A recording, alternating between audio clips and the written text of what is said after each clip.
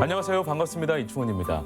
전라북도와 전주시는 지난 15여년간 불모지 같은 탄소 산업의 육성을 위해서 고군분투해 왔습니다. 그리고 이번에 한국탄소융합기술원이 한국탄소산업진흥원으로 지정되면서 대한민국 탄소 산업의 수도로 확실하게 자리매김할 수 있는 기회를 맞게 됐는데요. 그래서 오늘은 한국탄소융합기술원 방윤혁 원장과 함께 우리나라 탄소 산업의 현재와 미래에 대해서 이야기를 나눠보도록 하겠습니다. 안녕하세요. 안녕하세요. 네, 반갑습니다. 네, 반갑습니다. 네, 잘 오셨습니다. 그 원장님께서는 탄소 섬유를 전공한 박사 출신이세요. 예, 그렇습니다. 네, 그리고 논문을 한 24편 정도 탄소 산업 관련해서 쓸 정도로 정말 전문가신데 먼저 그러면 탄소 산업이라는 것은 무엇인지 한번 설명을 듣고 이야기 나눠보도록 하겠습니다. 탄소 산업을 오해하는 경우가 많습니다. 탄소 산업이라면 CO2로 해갖고 이산화탄소를 많이 인지를 하게 되는데 맞아요. 사실은 그 부분은 아닙니다. 사실은 네. 잘못된 부분이고 탄소 산업이라는 것은 탄소 소재라는 게 있습니다. 그게 이제 원소 주기율표에 보면 우리 옛날에 배웠는데 화학 시간에 그게 카본, 탄소라는 부분이 로 구성된 재료입니다. 재료. 그 재료를 기초로 해서 중간재, 부품 그리고 완제품까지 네. 형성하는 모든 산업을 탄소 산업이라고 하는데 가장 근접할 수 있는 게 어떤 거냐면 우리가 일상생활에서 볼 수 있는 게 그 소재가 들어가는 게 스포츠 레저 용품들입니다. 뭐 테니스 라켓이라든지 골프채라든지 네. 또 겨울이 다가오는데 뭐 보드라든지 그런 부분에 모든 부분에 제품 안에 탄소 소재가 들어간다고 보시면 그렇죠. 됩니다. 그 탄소가 굉장히 강하고 또 가볍기 때문에 사실 또 친환경적이기도 하잖아요. 예, 그렇죠. 예. 이게 탄소 소재의 특징이라고 보면 됩니다. 대표적인 특징이 다양성이라는 부분하고 또 성능이 우수하다는 부분입니다. 네. 그래서 다양성이라는 부분은 모든 분야에 적용될 수 있다는 부분이고 성능이 우수하다는 것은 그게 적용됨으로 해서 가장 큰 중요한 성능이 경량화를 할 수 있다는 부분입니다. 그렇죠. 이 경량화라는 그 자체가 환경과 밀접한 관계가 있습니다. 네, 가볍게 함으로써 일어나는 게 에너지를 절약할 수 있고 맞습니다. CO2 배출을 줄일 수가 있고 네, 또한 응용 분야에 있어서는 가볍게 하기 때문에 풍력 날개를 더 크게 만들 수도 있고 또 항공기도 띄울 수 있고 네. 뭐 이런 실질적인 면을 봐서라도 환경과 밀접한 관계가 있다고 보시면 됩니다. 네, 알겠습니다. 우리 그 원장님은 탄소 산업에 관심을 갖게 된 계기가 있었을 텐데요. 그게 언제입니까?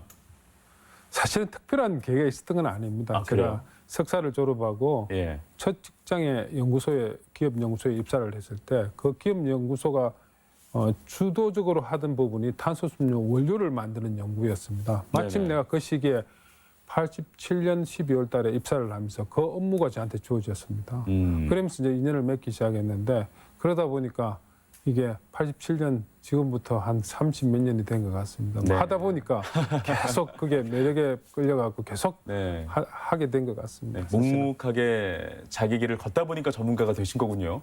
뭐 엔지니어는 보통 대부분 다 그런 부분이 많습니다. 사실은. 예, 알겠습니다. 탄소 산업이 21세기 신소재 산업으로 주목을 받고 있는데 네. 우리나라 탄소 산업의 역사는 그리 길진 않잖아요. 사실은 짧은 편은 아닙니다. 이게. 근데 이제 이게 체계적으로나 연속성을 가지고 한 건 아닙니다. 네, 사실 80년대 한 초반부터 사실은 했다고 보시면 됩니다. 했다고 보면 되는데 이게 국가나 지방정부가 주도적으로 해서 일관성 있게 한 건 아니고 각 예. 기업들이나 기관들이 이렇게 간헐적으로 시작을 했던 부분입니다. 그러다가 한 90년대 말에 이 모든 게 중단이 됩니다. 여러 가지 그 리딩하던 각 선도 기업들의 여러 가지 영향도 있고 이래서 네, 중지가 되고 그 후로 또 한 8년 동안 거의 전무한 상태로 어허. 국가에서 개발이 중지가 되었습니다. 그렇군요. 그러다가 전주 전북이 이거를 탄소 산업을 생각한 게 2000년 초반이라고 보시면 됩니다. 그래서 인프라를 구축하고 또한 어떤 지금 팔복동에 있는 효성그룹이 관심을 가지게 된 게 한 2000년대 중반 수로가 다시 공동 연구를 시작했죠. 한 그렇군요. 2000년대 후반부터 공동 연구를 시작해갖고 본격적으로 국가가 관심을 가지기 시작한 거는 한 2010년 한 초반 정도 네, 이런 어떤 경력을 갖고 있기 때문에 본격적으로 한 거는 한 10년 정도 되었다고 보시면 됩니다. 네. 전 세계적으로 보면 그 탄소 산업의 선도 국가라고 할 수 있는 나라가 이제 독일하고 일본인데 예, 그렇습니다. 우리나라 같은 경우는 참 특이해요. 지방에서 먼저 산업을 시작해서 그걸 국가 산업으로 이렇게 확대해가는 작업을 했단 말이에요. 참 그런 경우가 드뭅니다. 사실은. 엄청 드물죠. 엄청 예. 드물고 사실 탄소 산업은 소재를 기초로 하는 산업입니다. 네네. 이 소재 산업이 굉장히 첨단 핵심 소재입니다. 그러다 보니까 우주 항공 또 방위 산업 또 어떤 이동체 이런 데 들어가다 보니까 국가가 사실 주도형으로 해서 하는 경우가 많습니다. 특히 최근에 중국 같은 경우에는 중국 정부가 소재부터 해서 완성체, 수요 산업까지 모든 걸 일괄적으로 리딩을 하면서 어허. 수요를 만들어가는 이런 그렇군요. 형태의 주도형으로 해서 굉장히 빠르게 올라오고 있습니다. 네. 그런데 우리나라는 이게 정부가 주도하기보다는 오히려 우리 전라북도가 네. 한 2000초부터 준비를 한 거죠. 이 준비를 해서 그거를 2010년대 초반에 국가가 관심을 가지게 해갖고 이렇게 국가 주도형으로 바뀌게 한 거죠, 사실은. 네네. 그래서 수요 공급 산업과 수요 산업이 이렇게 낮은 생태계가 초기인 핵심 소재 산업은 네네. 국가가 주도해야 됩니다, 원래. 맞아요. 네. 그런데 이게 지방이 주도를 하면서 네. 그것도 굉장히 지속적으로 끊임없이 한 거죠, 지방이. 그게 가능했기 때문에 지금 국가 산업으로 관심을 가지게 되었고 또한 진흥원까지 연결되었다고 보시면 됩니다. 네. 지속 가능하고 미래지향적인 산업이고요. 당연히 또 그렇게 해야 됩니다. 이거는 대부분 일본이나 독일이 이쪽 산업에 선도 역할을 하는 이유가 정책이나 이런 부분이 일관성 있게 연속성을 가지고 지원했던 부분입니다. 탄소 산업은 물론입니다. 지금도 하고 있고. 그래 이런 부분이 굉장히 중요하다고 판단합니다. 네. 그 나라들과 비교했을 때 우리나라의 탄소 산업의 수준은 어디까지 지금 도달했습니까? 좀 딱 정확하게 답을 드리기는 어려운데요. 왜냐하니까 소재를 기초로 했을 때 한 6가지의 핵심 소재들이 있기 때문에 그 소재마다 다르고 또 그 소재가 적용되는 가치 사슬마다 다 어떤 수준이 다르기 때문에 네네. 어떻게 딱 정답을 드릴 수는 없는데 뭐 일반적으로 보시면은 일반적인 제품 있죠. 네네. 일반적인 그레이드라고 그러는데 그런 부분은 일본이나 독일하고 저는 기술 수준이나 이런 부분이 비슷하다고 판단합니다. 그래요. 예, 야. 판단하는데 네. 또 스페셜 그레이드가 있습니다. 특별한 그레이드들. 그런 부분은 아직 일본이나 독일보다는 기술력이나 양산 기술이나 원천 기술이 부족하다고 생각하는데 네. 그런데 더욱더 중요한 거는 이 두 가지 다 공통적으로 부족한 부분이 있습니다. 그 부분이 수요처입니다. 아하. 그러니까 수요 기반이 취약하다는 겁니다. 예, 그렇군요. 이 부분이 굉장히 중요한 요소인데 이런 네. 부분은 빨리 개선을 해야 될 부분이라고 생각합니다. 알겠습니다. 지난 2018년부터 국내 유일의 탄소 전문 연구기관인 이 한국탄소융합기술원 수장으로 활동하고 계십니다. 한국탄소융합기술원에 대해서 소개를 좀 해주세요. 탄소융합기술원이니까 사실은 그 이름에서 나온 게 뭐 드러나는데요. 연구가 주축이 되어 있습니다. 네네. 연구가 주축이 되어 있고 또 그 안에 다른 연구기관하고도 다른 부분이 기업 지원을 상당히 많이 하고 있습니다. 왜냐하면 전라북도나 전주가 탄소 산업을 육성하는 부분을 집중해 왔기 때문에 네. 연구 개발하는 기관들은 좀 있습니다, 전국에. 그러나 기업 지원을 하는 부분은 또 연구기관과 같이 하는 부분은 유일하게 저희 기술원이 해왔습니다. 그렇군요. 또 그 부분 때문에 또 어느 정도 우리가 국가 산업으로 이렇게 성장할 수 있는 부분이 되었기 때문에 네네. 연구도 한 부분의 기업 지원입니다. 그래서 이 두 개를 동시에 수행하는 기관이라고 보시면 됩니다. 네. 취임 이후에는 어떤 성과들이 있었는지도 참 궁금한데요. 사실 제가 그 취임한 지 한 3년 정도 되었는데요. 아직 네네. 딱 3년은 안 되었지만 앞에 우리 원장님이나 이런 분들이 많이 인프라를 깔아주고 노력을 해주셨기 때문에 저 결과가 나온다고 판단을 하고요.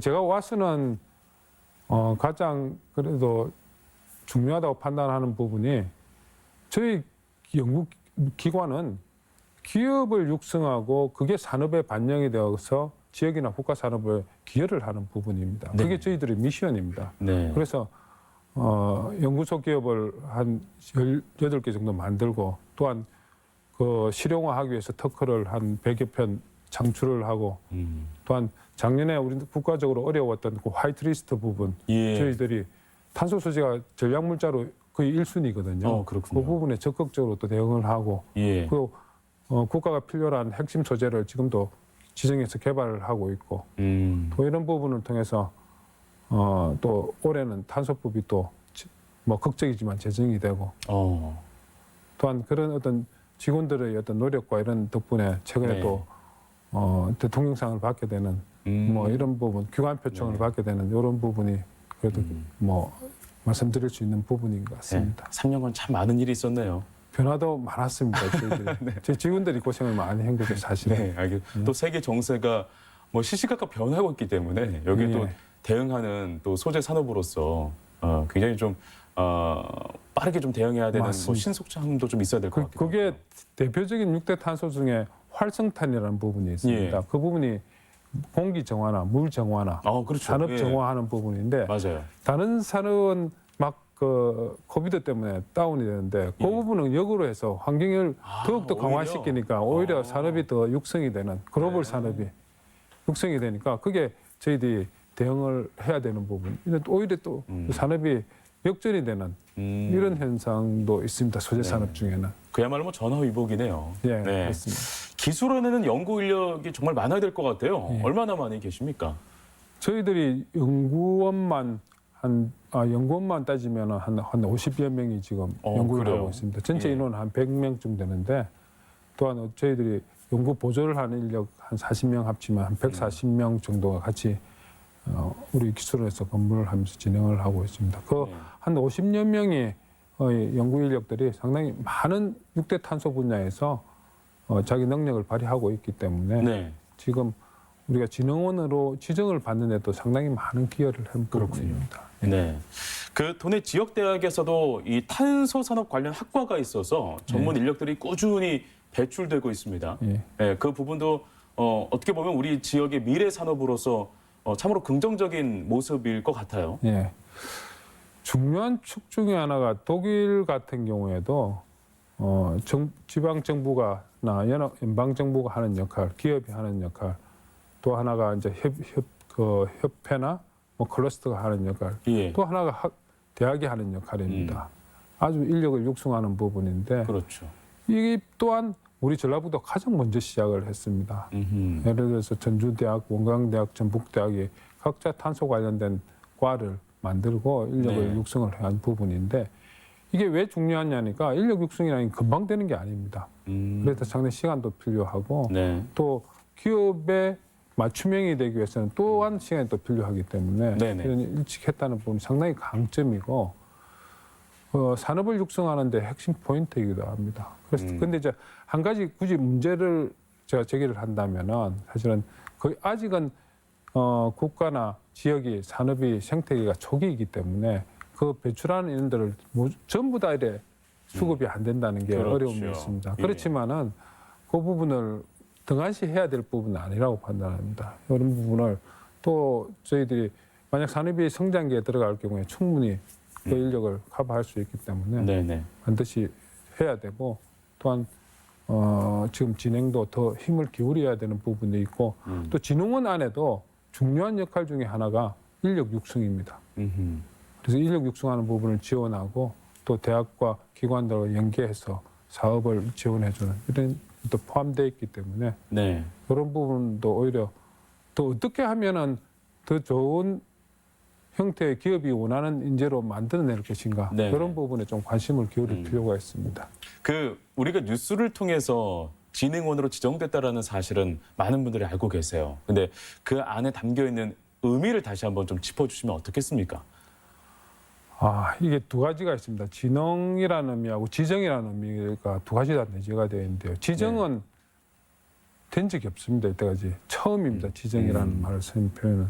그래서 진흥이라는 의무는 말 그대로 이제 그 기업을 앞에서 말씀드린 대로 생태계 초기에 있던 거를 성장기로 끌어올리라는 겁니다. 네. 활성화시키라는 거죠. 그런 측면에서 연구 실적, 과거에는 연구 실적과 인프라 이런 에 중점이 되었다면 네네. 그거를 실용화로 연결시켜 갖고 시장성 있게 만들어라는 거거든요. 그렇죠. 그래서 수요 기반을 창출을 하고 그로 인해서 고용 창출을 해야 되는 부분이에요. 그래서 어떻게 보면 앞보다는 훨씬 어려운 과정이고 어려운 형태가 될 건데 그러다 보니까 지능을 한다는 것은 곧 그 가치 사슬에서 모두가 협력과 연대가 되고 또 수평적으로 협력과 연대가 되지 않으면은 지능을 할 수가 없습니다. 예. 그래서 그 지능이라는 자체는 그런 측면의 어려움이라는 존재가 부진돼 있고 또 하나는 지정이라는 부분은 국가가 지정을 한 이유가 있습니다. 지정을 한 이유가 신속하게 효율적으로 하겠다는 취지가 있습니다. 그 말은 신속하게 한다는 의미는 그만큼 탄소 소재 산업이 빨리 진흥이 돼야 된다는 어떤 긴급도라는 측면에서 의미가 내포가 되어 있고 네네. 또한 효율적이라는 측면은 자원을 이렇게 투입하는 데 있어서 모든 데다 국가가 똑같이 자원을 투입할 수가 없습니다. 그럴 경우에 어떤 기관이 가장 잘할 수 있는 역량을 가졌느냐 이 부분을 판단을 해서 효율성이라는 면을 강조를 했습니다. 그런 면에서 저희 기관이 또한 네. 지정이 됐던 부분이기 때문에 그 안에 지능과 지정이라는 측면 안에 모든 게 내재되어 있다고 보십니다. 그렇군요.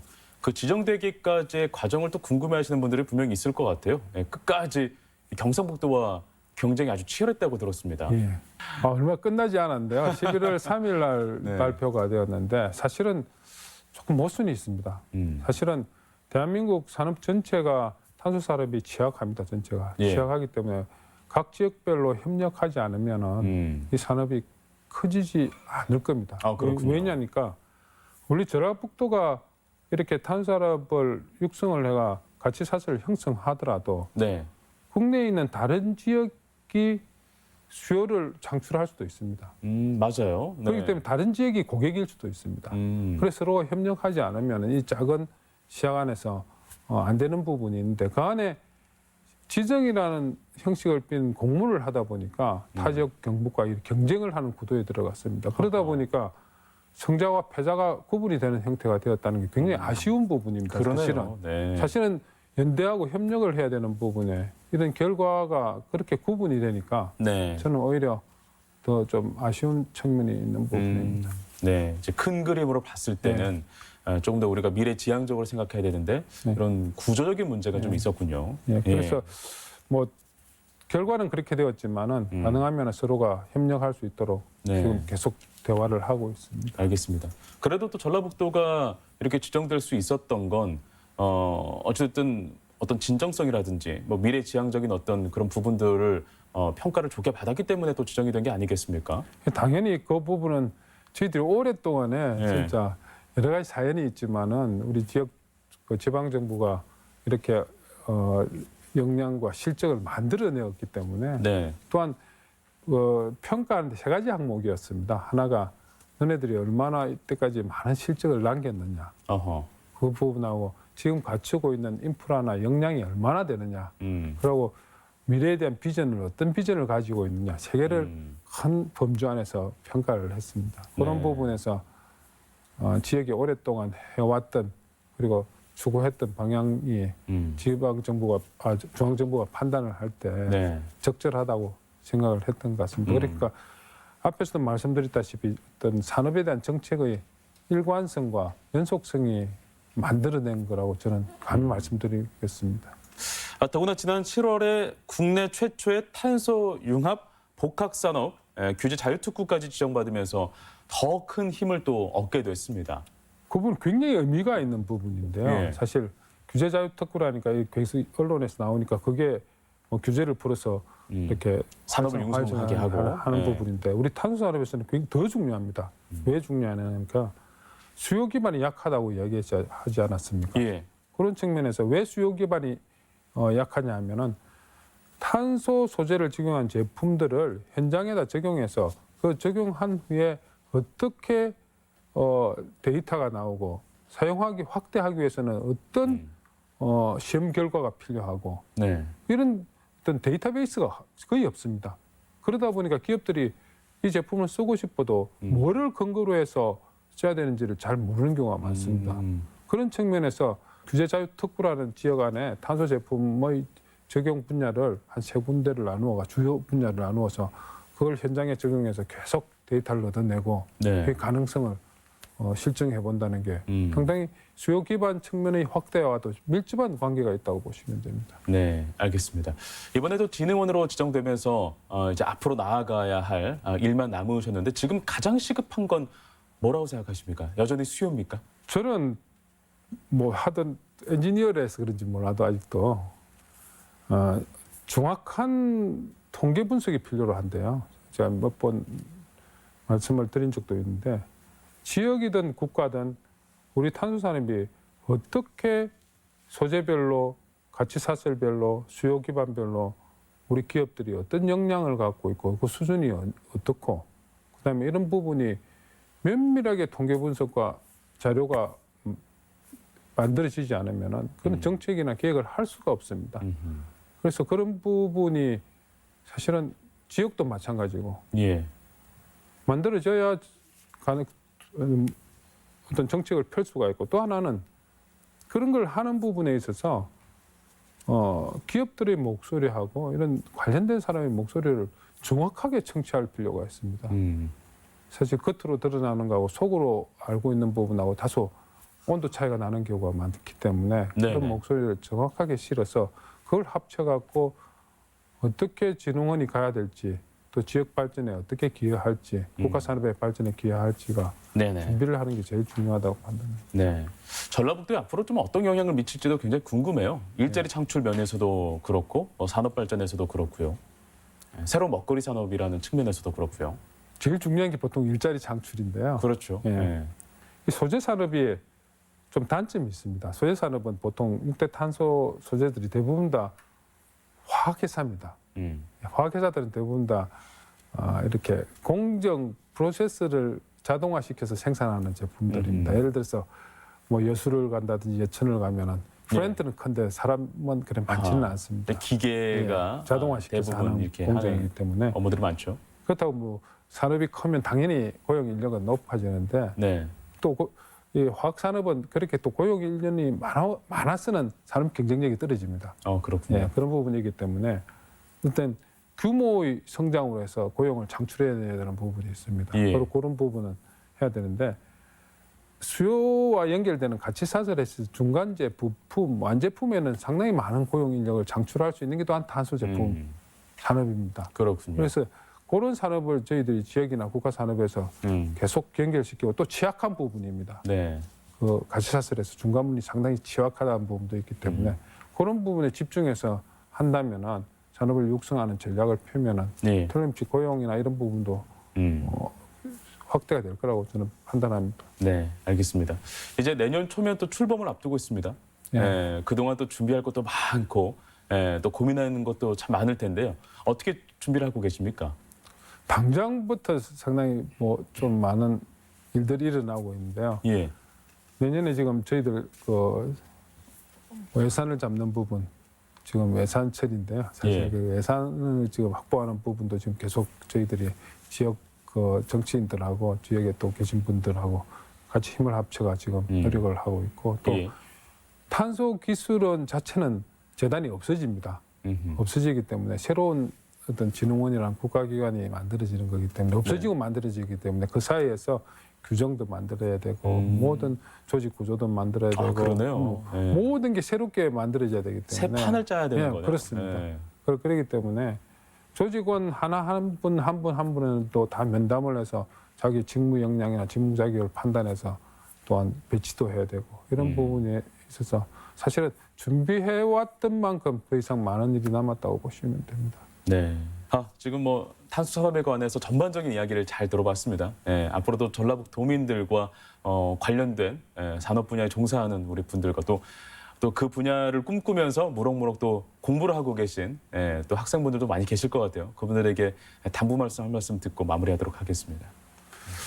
사실은 당부 말씀보다는 비전을 드려야 될 것 같아요. 네. 항상 근데 허황된 비전은 아니라고 판단하는데 항상 저는 엔지니어이기 때문에 그렇게 안 하려고 노력을 하고 하는데 지금 저희들이 작년 재작년 조사를 해보면은 대한민국 탄소 산업이 전체 규모가 한 2.5조 정도의 규모를 갖고 있습니다. 있고 관련된 고용 인력이 한 2,200명 정도, 기업은 한 400여 개가 위치하고 있는데, 진짜 작년